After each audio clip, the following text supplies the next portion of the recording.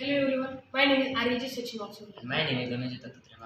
We learn in school Agasti Vidyalaya I am Akole. studying in 9th standard. Our project name is RFID for RFID door lock system.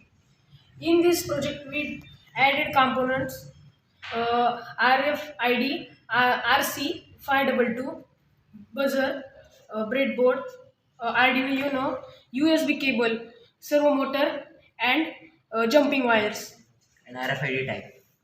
and attach it to the mobile. Now we see what is RFID. RFID means a radio frequency identification device. It is technology that use communication via radio waves to exchange data with a reader and a electronic tag attached object to the purpose of the information communication technology. Now we see how this project can be worked.